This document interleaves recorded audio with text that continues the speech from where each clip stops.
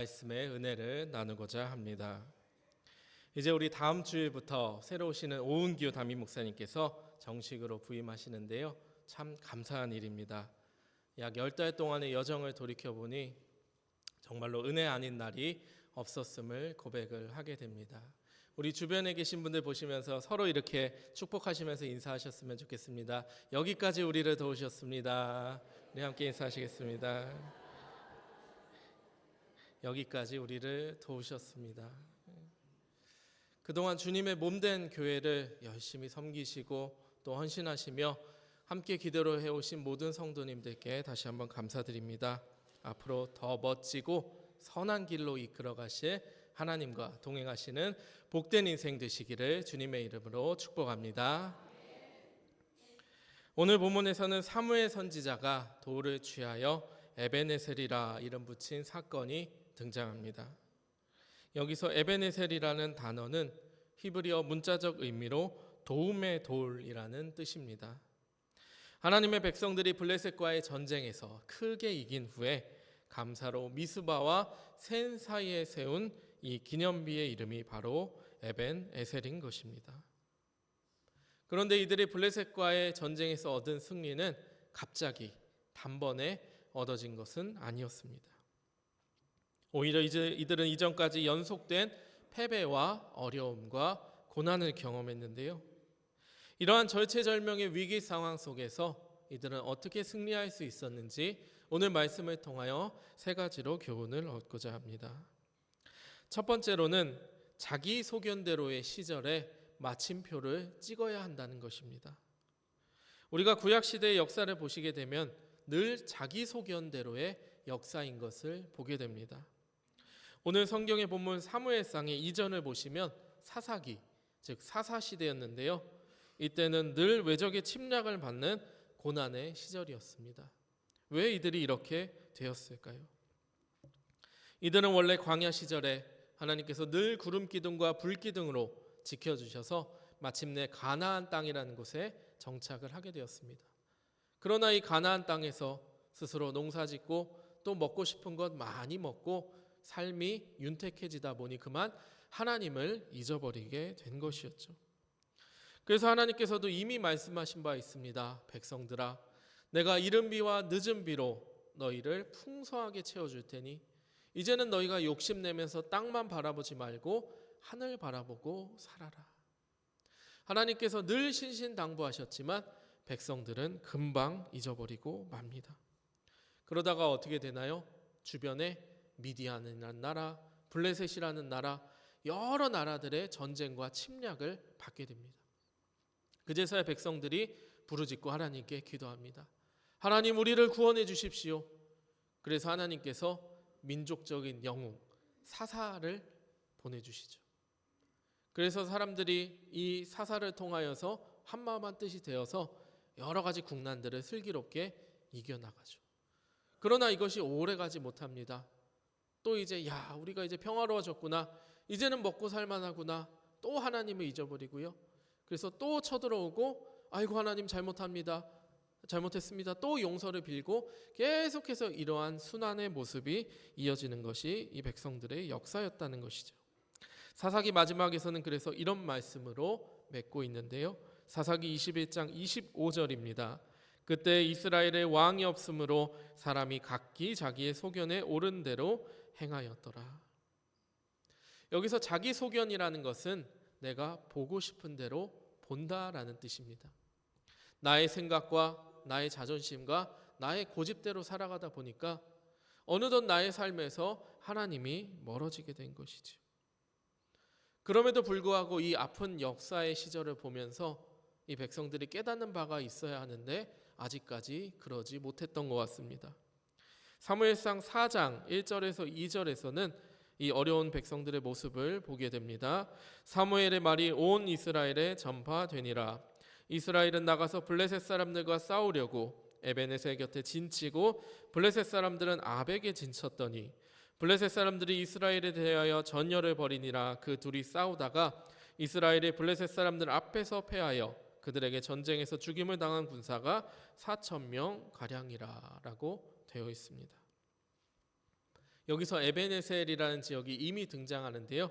이름만 갖고 다른 지역입니다. 그러나 이곳은 엄청나게 힘든 곳, 고난의 곳, 전쟁에서 패배한 곳이었습니다. 엄청나게 큰 패배를 당하고요. 게다가 그토록 소중하게 여겼던 하나님의 법궤도 빼앗기고 맙니다. 사무엘상 4장 10절에서 11절은 이렇게 기록이 되어 있습니다. 블레셋 사람들이 쳤더니 이스라엘이 패하여 각기 장막으로 도망하였고 살육이 심히 커서 이스라엘 보병에 엎드린 자가 3만 명이었는데 하나님의 궤는 빼앗겼고 엘리의 두 아들 홈니와 비느하스는 죽임을 당하였더라 라고 말씀하고 있습니다. 이들이 두 번이나 패했던 이유는 무엇이었을까요? 그것은 홈니와 비느하스라는 하나님의 재물을 탐했던 잘못된 지도자를 따랐기 때문이고요. 또 우상을 숭배하며 하나님을 멀리하는 범죄를 여전히 백성들이 저지르고 회개하지 않았기 때문입니다. 이제 백성들의 마음 상태는 어떠했을까요? 연속적인 패배. 이제는 블레셋 군대가 우리의 목숨과 우리의 가정을 위협하고 이 나라마저 멸망하겠구나. 엄청난 두려움에 휩싸였을 것입니다. 그래서 이때 백성들의 지도자였던 사무엘 선지자가 나타납니다. 사무엘 선지자가 미스바 광장으로 사람들을 모읍니다. 그리고 이렇게 말하지요. 자, 이제는 우리가 자기 소견대로 행했던 우리의 지나간 잘못된 과거의 마침표를 찍읍시다. 다 모이십시오. 미스바 광장에서 우리가 하나님께 기도합시다. 이제는 회개하고 이제는 우리가 눈물로 기도할 때입니다 라고 부르짖는 거예요. 참으로 다행인 것은 사람들도 때가 되었음을 느낀 것 같아요. 사람들이 사무엘 선지자의 말에 순종합니다. 그리고 미스바 광장에 다 모입니다. 그 모습을 사무엘상 7장 6절은 이렇게 기록을 하고 있는데요. 저와 여러분들 함께 읽습니다. 그들이 미스바에 모여 그날 종일 금식하고 거기에서 이르되 우리가 여호와께 범죄하였나이다 아니라 사무엘이 미스바에서 이스라엘 자손을 다스리니라. 아멘.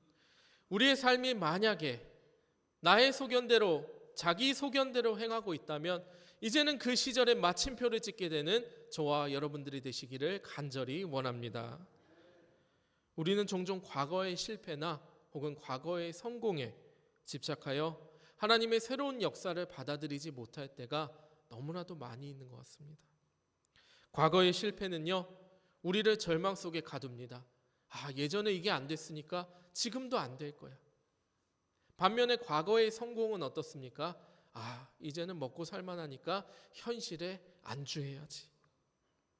그러나 하나님께서는 과거에 얽매이지 말고 새로운 가능성과 소망에 눈을 뜨라라고 말씀하십니다.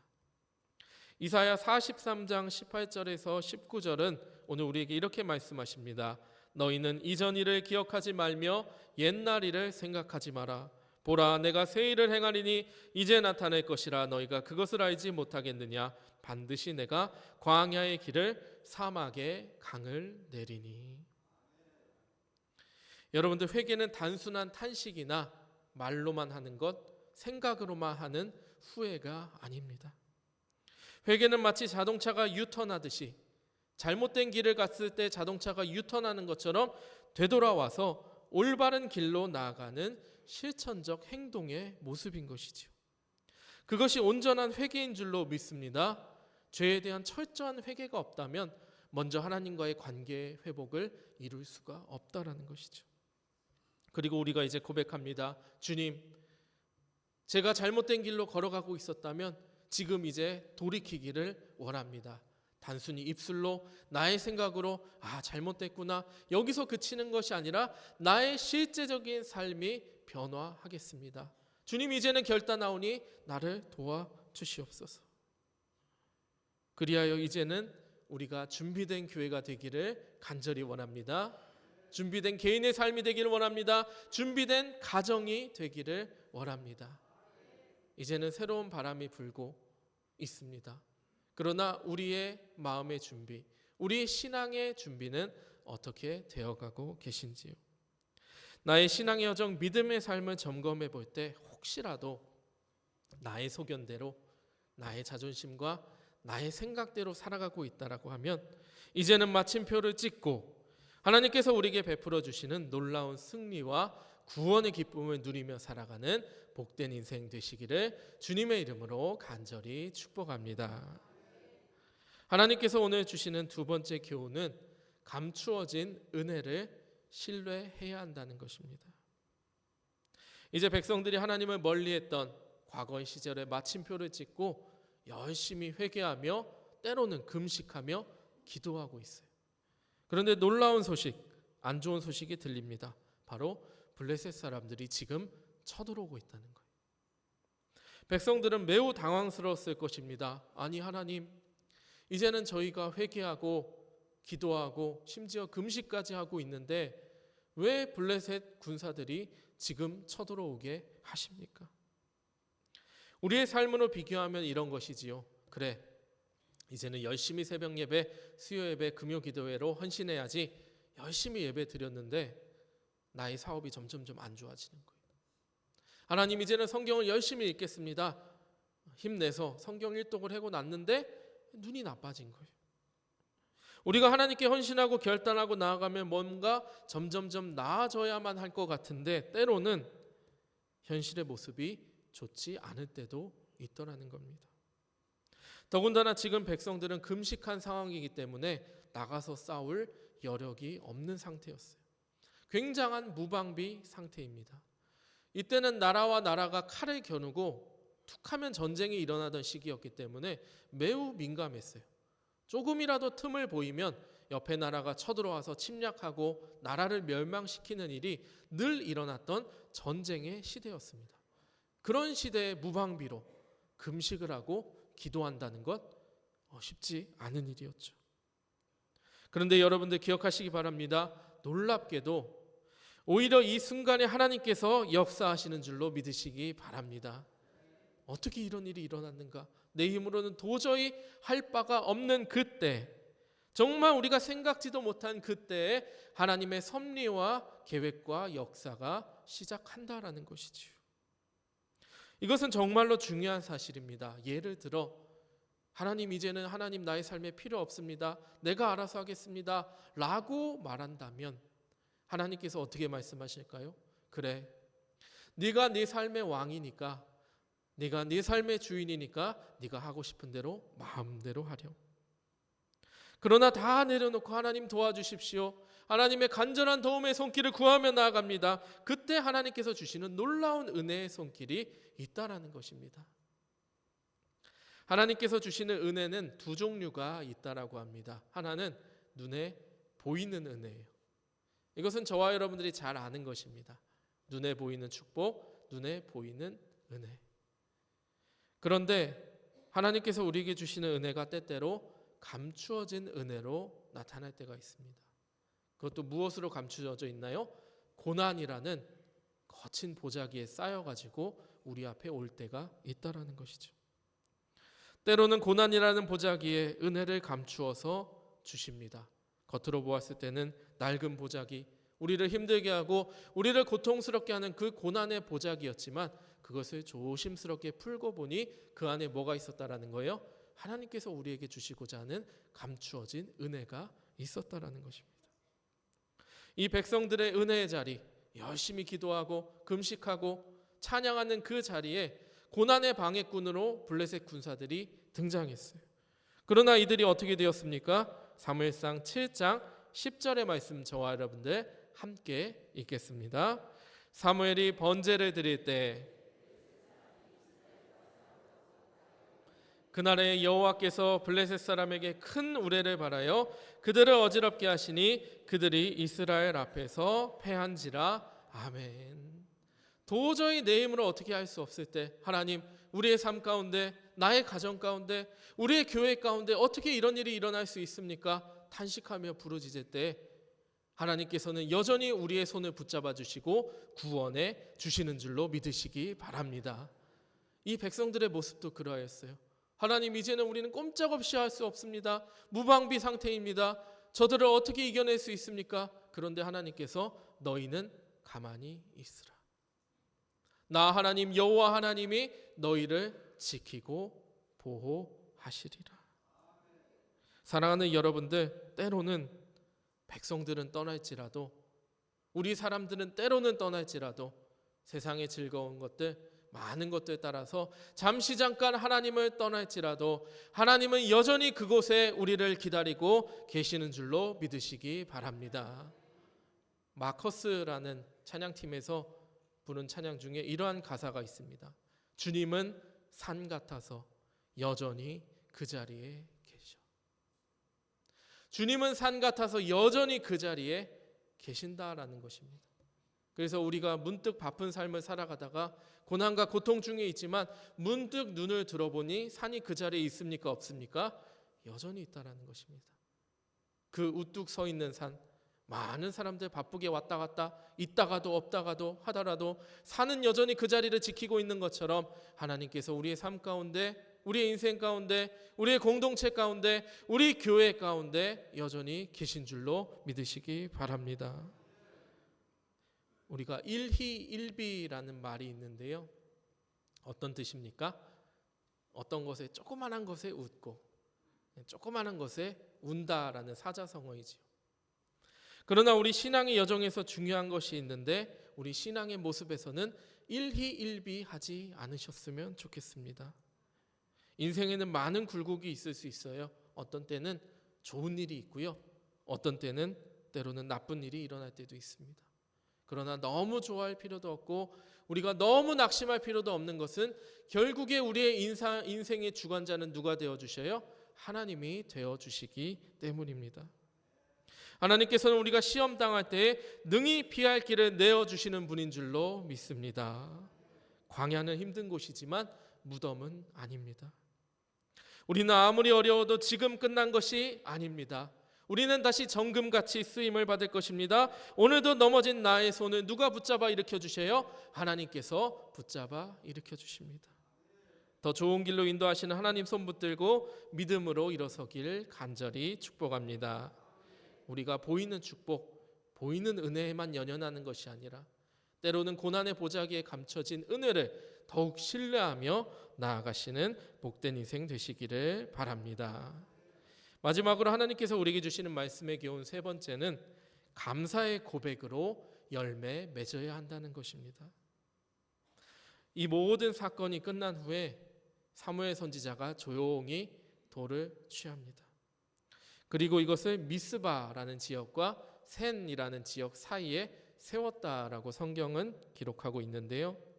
오늘 본문의 12절 말씀 저와 여러분들 함께 읽겠습니다. 사무엘이 돌을 취하여 여호와께서 여기까지 우리를 도우셨다 하고 그 이름을 에벤 에셀이라 하니라. 아멘. 미스바는 어떤 자리였습니까? 기도의 자리였어요. 센은 어떤 자리였습니까? 나가서 싸운 전쟁터의 자리였습니다. 그 기도의 자리와 삶의 자리, 우리의 삶도 마찬가지입니다. 기도와 묵상의 자리, 그리고 삶과 일터와 직장의 자리, 그 가운데에 계시는 누구를 보라는 거예요? 하나님을 보아라. 하나님께서 여기까지 우리를 도우셨다. 도움의 돌 에벤에셀의 삶이 우리 삶 가운데 찾아오고 계시다라는 것입니다. 사무엘의 이 행동은 승리 그 자체만을 기뻐하는 것이 아니라 오히려 이 승리를 누가 주셨을까? 우리가 하나님을 바라보고 이것이 우리 세대에서 끝나는 것이 아니라 다음 세대까지 자손 대대로 후손 대대로 기록하고 교육하자라는 의미에서 세운 것입니다. 비록 여전히 우리의 삶이 힘겹고 어렵다 할지라도 오늘 나의 걸음걸음을 지키시고 인도하시는 분이 하나님이심을 우리가 믿으며 나아갑니다. 이 에벤에셀의 믿음이 회복되고 우리 가운데 세워지며 우리 인생에 세워지고 우리 가정에 세워지며 우리 양문교회에 세워질 때 이 에벤에셀의 기념비가 세워질 때 세상에 많은 블레셋과 같은 근심과 고난이 있을 수 있지만 그것을 우레소리로 물리치시는 하나님의 역사가 저와 여러분들의 삶과 함께 하시는 모든 분들의 그 공동체 가운데 이루어지게 되실 줄로 믿으시기 바랍니다. 참으로 우리는 고백할 수밖에 없습니다. 여기까지 우리를 인도하셨구나. 교회의 여러 가지 사태를 또 경험하고 처음 들었을 때 저는 좀 당황하기는 하지만 두렵지는 않았습니다. 왜냐하면 하나님께서 주신 단단한 믿음의 말씀, 소망의 말씀이 있었기 때문입니다. 그래서 저는 그때부터 다짐했던 것 같습니다. 이 모든 일이 좋고 하나님의 선하신 계획대로 이끌어 가실 것인데 그 길의 끝에 과연 나는 어떠한 반응으로 나아갈까? 답은 하나입니다. 어떤 것이지요? 감사의 고백입니다. 그래서 10달 전에 미리 감사의 고백으로 올려드릴 수 있었던 것 같아요. 하나님, 지금은 어렵고 힘들고 우리 교회가 함께하는 모든 공동체가 어두운 터널 같은 곳을 지나고 있지만 이미 감사드립니다. 하나님께서 여기까지 인도하셨다라는 것은 그래 여기까지만 인도할게 하고 역사책을 덮는 것이 아니기 때문입니다. 하나님께서 여기까지 우리를 도우셨다라는 것은 어떠한 의미도 포함하고 있나요? 앞으로도 우리를 도우실 것이다. 여기까지 인도하셨고 앞으로도 인도하셨고 과거와 현재와 미래를 넘어서 늘 우리와 함께 하시고 우리를 도우시는 하나님의 힘과 능력에 힘입어 나아가는 저와 여러분들이 되었으면 좋겠습니다. 여러분들 기대감을 가지시기를 바랍니다. 양문교회의 역사 45년, 46년까지만 도우시는 것이 아니라 이제는 더 나아가서 50년, 70년, 100년이 넘게까지 하나님께서 우리에게 베풀어 주시는 놀라운 기대와 소망을 우리가 볼 수 있어야 하겠습니다. 하나님께서 우리에게 주시고자 하는 놀라운 은혜와 축복이 얼마나 많은지 모릅니다. 여러분들 이제는 기대와 소망을 가지고 살아가셨으면 좋겠습니다. 과거의 에베네셀은 이 백성들이 법궤를 빼앗긴 곳이었고요. 전쟁에 패배한 곳이었어요. 그러나 오늘날의 에베네셀은 도움의 돌, 승리를 주신 하나님을 영광 올려드리는 자리입니다.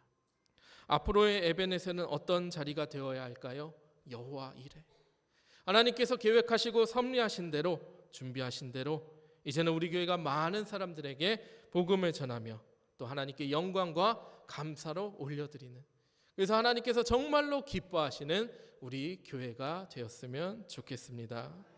하나님께 감사의 고백 올려드리는 그 시점에 미스바와 센 사이에, 오늘날의 미스바와 센 사이에 저와 여러분들이 서 있는 줄로 믿으시기 바랍니다. 말씀을 맺습니다.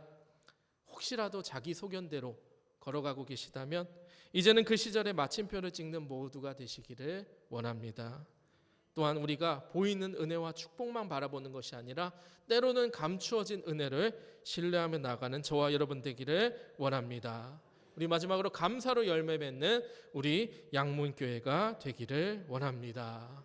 하나님께서 여기까지 우리를 도우셨습니다.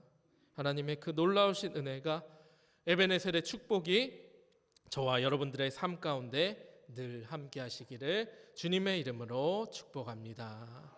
기도하겠습니다.